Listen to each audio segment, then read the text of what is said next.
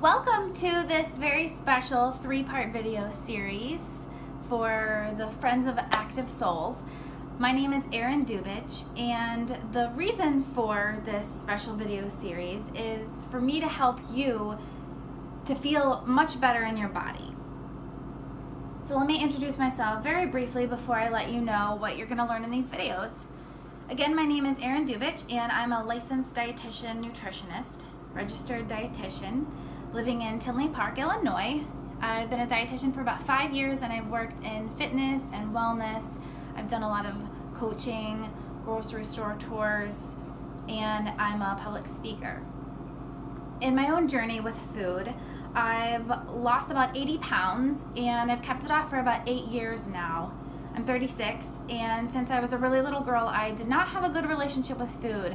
I did a lot of stress eating, emotional eating, addicted to sugar. The way I lost the weight was not traditional, though. I knew in my heart that I didn't have to follow a diet.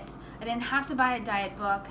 I've never owned a scale, and I didn't want to buy into any of those diet programs or anything, but I knew it was going to be really hard to figure it out on my own. I just knew that if I trusted the process, the right people would come along, and I could lose the weight and create a body that I really liked. Knew it would take time, but I developed a really loving relationship with my body and with food. Not a deprivation or a restriction mindset, but a really empowered mindset where what I do comes from a place of love and nourishment. And so if anybody out there has really been or is really struggling to create a body that they really like to be in and a relationship with food and eating that feels really good and feels really peaceful and joyful and empowered, it is possible. You can do it. You don't need to live from a place of deprivation and restriction. And so the reason for this video series again is to help you choose more nourishing and nurturing and nutritious foods on a more consistent basis so that you can support yourself and feel healthy.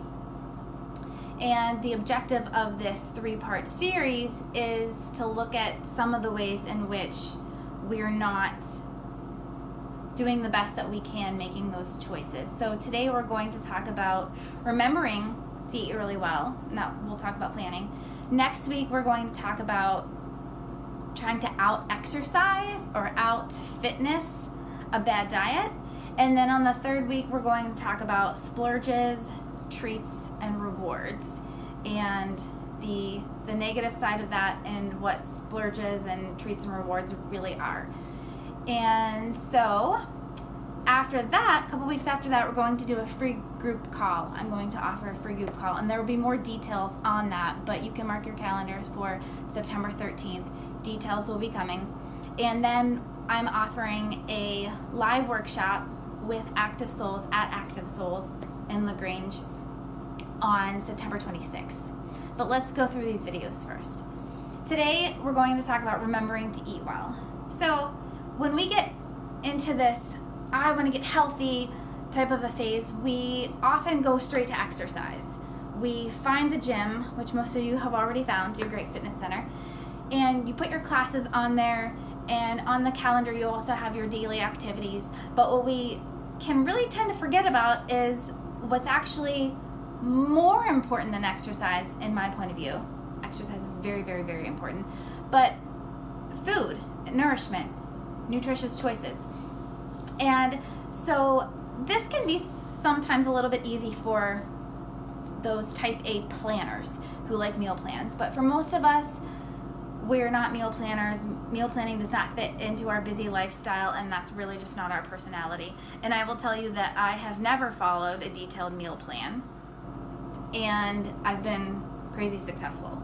So you don't have to. It's a mindset, and it's a lifestyle, and it's choices, because the way that you go about getting healthy has to be sustainable. The way that you do it needs to be the way that you can be doing it in 10, 15, 20, 25, 30 years. And that's why I'm offering some of this advice is because maybe the way that you're doing it, you can't see yourself doing for that many years, but you have to be able to do it for that many years in order to feel good in your body and have a strong and healthy body for that long. And so I have some tips for non-planners. So the first tip today is to allow more time for your meals. I think everybody knows this, but it's a really big challenge, and I'm not sure where it comes from. I think for some of us the challenge here could be coming from a place where when we were growing up, maybe we weren't trained or groomed or conditioned in a way that we sat down and had quiet, present meal time, and then it wasn't important. But regardless of how the last number of years have looked for you as far as having time for nutritious meals, there's still an opportunity for anybody with any lifestyle to create more time for meals. And so one of the ways that we can allow for more time in planning, choosing, and eating nutritious meals is to stop underestimating the amount of time that we need for it. So for example, you schedule a workout class after work in the early evening, and you get home from your workout class at 6:15. Don't plan to go to the movies at 7 o'clock, because you're not going to be able to shower, eat a nutritious meal slowly, not crazy slow, but not rushed. You're not going to be able to do it in that amount of time. Also, if you get up at 7:30 in the morning and your class is at 8, you probably don't have time to choke down any sort of nutrition. Get up 10 minutes early and sit outside and eat a banana or a small piece of fruit. Look at your calendar. Look at the way that you're allowing or not allowing enough space to non-hurriedly make something for yourself at home, or if you have a long commute and you're not at home for a long time, you have to make time in your schedule during the week in order to have healthy meals to travel with. So you've got to allow time. The second tip, in order for you to increase the amount of nutritious food that you eat during the week, is to always have the essentials at home. So for a non-planner like me, the way I set myself up for success is always having these about a dozen foods that I always have. And if I don't have them, it's because I ran out the next day and I'm going to get them the next day. So it's something I'm always keeping an eye on what's in my cupboard and what's in my refrigerator. And initially, I wrote these things down because I needed to remind myself what my staples were. Right now I can tell you, because I have them memorized, that I always have oats, I always have eggs, I always have at least one frozen vegetable in the freezer that I will eat. You know, sometimes we have frozen veggies in the freezer that we will never eat. But I've got frozen green beans and frozen asparagus in there from Trader Joe's. And I always have a fresh vegetable. If not, my goal is to have 3 fresh vegetables in the refrigerator. Often it's organic baby lettuces, so some sort of salad greens from Trader Joe's, and anything from celery, carrots, bell peppers, cucumbers is a pretty big staple. So I always have 1 to 3 fresh vegetables, 1 or 2 frozen vegetables. I always have 1 to 3 choices for fresh fruit. Usually it's bananas, although sometimes they're not on the counter. When they get ripe, I chop them up and put them in the freezer. And yesterday I cut up a whole pineapple, or a cantaloupe. I cut up a whole cantaloupe, so I have 3 days worth of cantaloupe cubed in my refrigerator, and I have a bag of small pink lady apples. And I always have at least 1 can of beans. I have some tuna. Sometimes I have frozen shrimp. I always have some sort of nut or seed. Usually it's sunflower seeds. Sometimes it's almonds. But I always have something so that I don't do what I used to do, and that would be to eat whatever's around that's not in that group of nutritious things. Or maybe they're somewhat nutritious, like trail mix or raisins and dark chocolate. Hello. But those are things that I might eat in excess. So part of having your essentials at home and allowing that to work for you is to removing things that are not essential, that you can kind of get into trouble with, and overdue. So for you, after this video, make a list or put it on your calendar to find time to make a list. What are your essentials? What do you need to have at home to support you?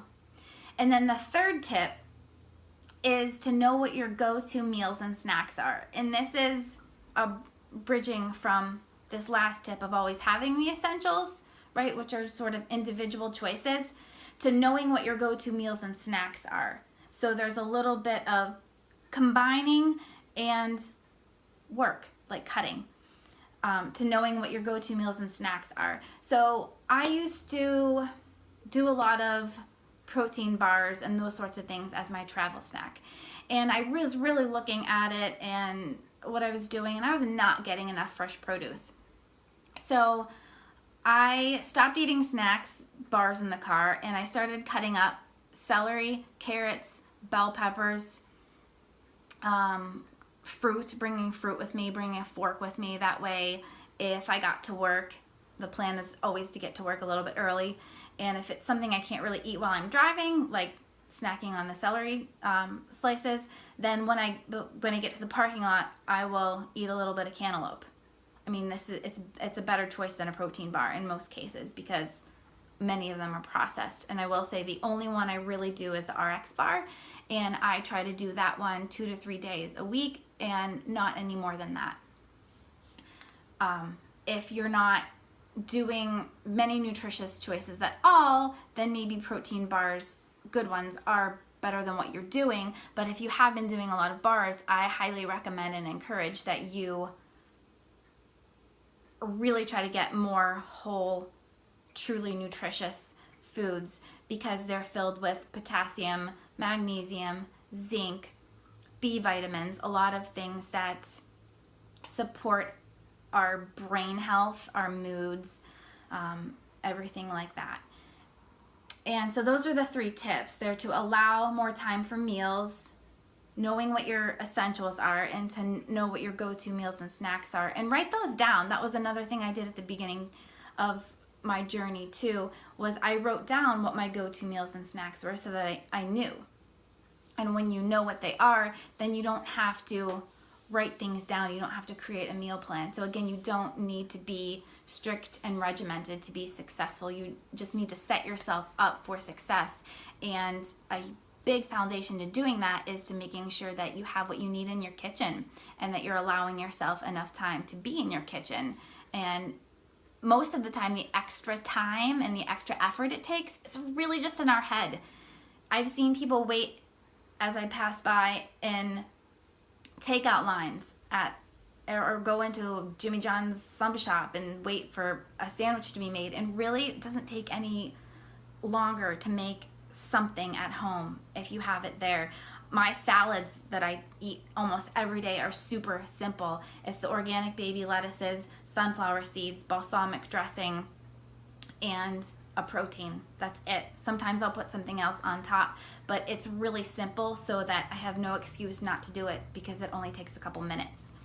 And so again, I want to share with you that the reason I'm sharing these tips with you is because when you're eating more meals a week that are nourishing and nutritious, everything in your life goes better. You do better at work, you do better in the gym, your relationships, your communication, your mood, your energy, everything is elevated when you have more nutrition in your body and when you're taking care of yourself better with real food. And so a reminder that next week you'll be getting another video that will help to support you. And again, we'll be talking about not trying to out-exercise a bad diet. And a reminder that more information will be coming about the free call and the live workshop at Active Souls. You can find my blog, which has over about 100 articles, at my website, and that information will be in this email with this video. And I'm also including a list of nourishing and nutritious foods in this video as well, so that you can see some options and maybe open your eyes to what else can be in your repertoire.